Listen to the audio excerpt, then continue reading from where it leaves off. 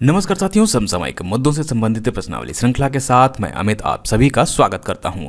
आज है 29 मई 2020 और आज के हमारे प्रश्न किन मुद्दों पर आधारित हैं, आइए सबसे पहले एक नजर डालते हैं। नाइजर में भारत का नया राजदूत कौन नियुक्त किया गया है, इसके बारे में बात करेंगे पहले प्रश्न में। दूसरा प्रश्न आधारित होगा बाय नाउ पे लेटर ऑफर स्कीम पर। तीसरे प्रश्न में हम बात करेंगे भारतीय विवाद समाधान केंद्र की। चौथा प्रश्न आधारित होगा प्रवासी आयोग यानी कि माइग्रेशन कमीशन पर।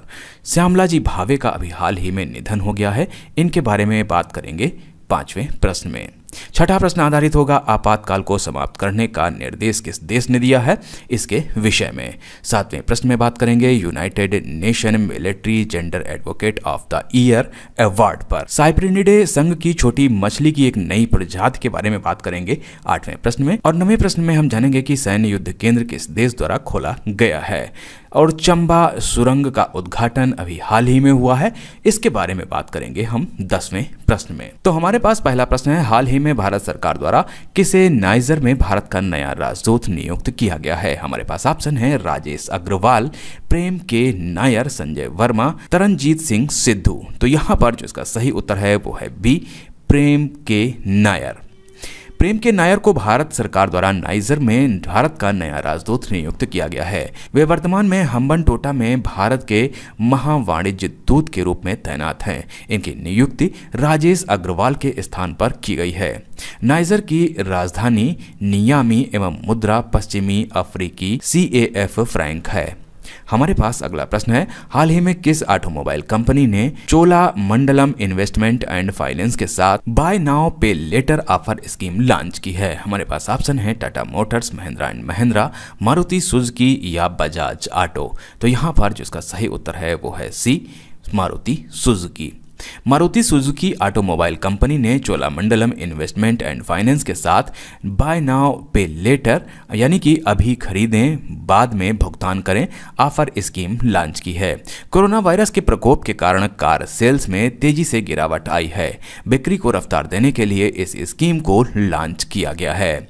हमारे पास अगला प्रश्न है, भारतीय विवाद समाधान केंद्र जो कि कागज रहित विवाद समाधान उपलब्ध कराता है, इसका उद्घाटन कहां पर किया गया है। हमारे पास ऑप्शन है लखनऊ, भोपाल, प्रयागराज या नई दिल्ली। तो यहाँ पर जो इसका सही उत्तर है वो है डी, नई दिल्ली। भारतीय विवाद समाधान केंद्र जो कि कागज रहित विवाद समाधान उपलब्ध कराता है का उद्घाटन नई दिल्ली में किया गया। इसका उद्घाटन सिंगापुर अंतर्राष्ट्रीय वाणिज्य न्यायालय के अंतर्राष्ट्रीय न्यायाधीश और सुप्रीम कोर्ट के रिटायर्ड जस्टिस AK सिकरी ने किया।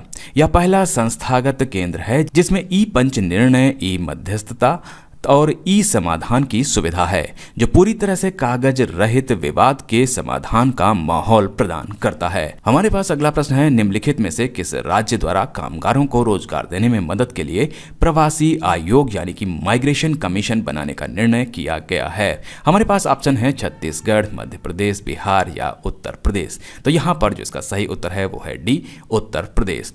उत्तर प्रदेश सरकार द्वारा कामगारों को रोजगार देने में मदद के लिए प्रवासी आयोग यानी कि माइग्रेशन कमीशन बनाने का निर्णय किया गया है। यह आयोग बीमा, सामाजिक सुरक्षा, कारोबार, रोजगार में सहायता और बेरोजगारी भत्ते के प्रावधानों के लिए विचार करेगा। हमारे पास अगला प्रश्न है, हाल ही में श्यामलाजी भावे का निधन हो गया। वे प्रसिद्ध थीं लेखक, शास्त्रीय संगीतकार, अभिनेत्री या वैज्ञानिक। तो यहाँ पर जो इसका सही उत्तर है वो है बी, शास्त्रीय संगीतकार। हाल ही में श्यामलाजी भावे का निधन हो गया है। वे प्रसिद्ध शास्त्रीय संगीतकार थीं। वे हिंदुस्तानी शैली के साथ ही कर्नाटक संगीत में भी पारंगत थीं। उन्हें उभय गान विदुषी से सम्मानित किया गया था। उन्होंने भारत के पहले सांस्कृतिक धारावाहिक कादम्बरी का संगीत तैयार किया था। हमारे पास अगला प्रश्न है, हाल ही में किस देश के प्रधानमंत्री ने कोरोना के कारण देश में लगे आपातकाल को समाप्त करने का निर्देश दिया है। हमारे पास ऑप्शन है नेपाल, इराक, रूस और जापान। तो यहाँ पर जिसका सही उत्तर है वो है डी, जापान।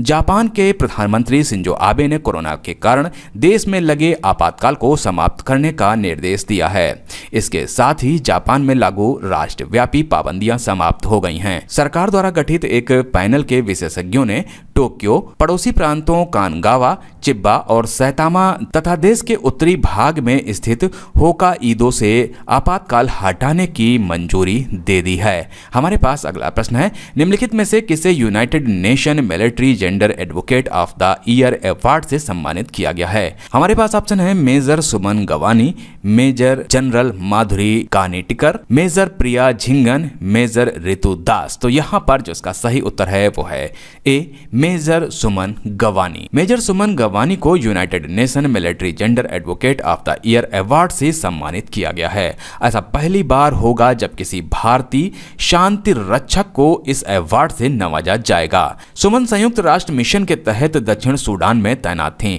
हाल ही में उन्होंने अपना मिशन पूरा किया है। ब्राजील सेना की एक कमांडर कार्ला मोंटेiro डे कास्त्रो अराउजो को भी gender advocate of the year से सम्मानित किया जाएगा। हमारे पास अगला प्रश्न है कि किस राज्य में साइप्रिनिडे संघ की छोटी मछली की एक नई प्रजाति खोजी गई है? हमारे पास ऑप्शन है कर्नाटक, केरल, तमिलनाडु या ओडिशा। तो यहाँ पर जिसका सही उत्तर है वो है सी, तमिलनाडु। तमिलनाडु के वेलंकनी में साइप्रिनिडे संघ की छोटी मछली की एक नई प्रजाति खोजी गई है। यह सिल्वर रंग की पूंछ वाली मछली है और पुंटियस प्रजाति की है, जिसे स्थानीय रूप से केरल में परल और तमिलनाडु में केंडे कहा जाता है। इस मछली की प्रजाति मीठे पानी से संबंधित है और 7 सेंटीमीटर तक बढ़ती है। हमारे पास अगला प्रश्न है, भारत ने किस देश के रक्षा बलों के लिए सैन्य युद्ध खेल केंद्र स्थापित किया है? हमारे पास ऑप्शन है दक्षिण सूडान, युगांडा, जाम्बिया या सोमालिया। तो यहाँ पर जो इसका सही उत्तर है वो है बी,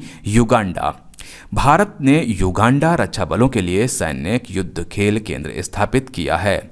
भारतीय सैन्य प्रशिक्षण दल के साथ युगांडा में भारतीय संघ ने युगांडा पीपुल्स डिफेंस फोर्सेज के लिए जिंजा जिले में वारगेम सेंटर केंद्र स्थापित किया गया है। इस वारगेम सेंटर का नाम इंडिया है। हमारे पास अगला प्रश्न है, हाल ही में केंद्रीय सड़क परिवहन और राज्य मंत्री नितिन गडकरी ने वीडियो कॉन्फ्रेंसिंग के माध्यम से चार धाम परियोजना के तहत चंबा सुरंग का उद्घाटन किया। इसकी लंबाई कितनी है? हमारे पास ऑप्शन है 440 मीटर, 420 मीटर, 410 मीटर या 400 मीटर।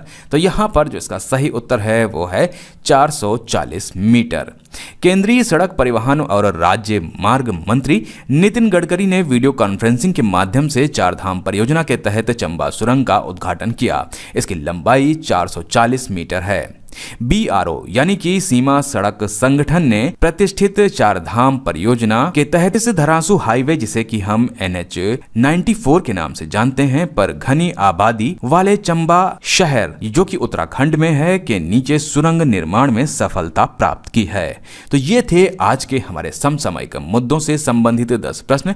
मिलते हैं कल नए 10 प्रश्नों की श्रृंखला के साथ। तब तक के लिए मुझे दीजिए इजाजत। नमस्कार, धन्यवाद।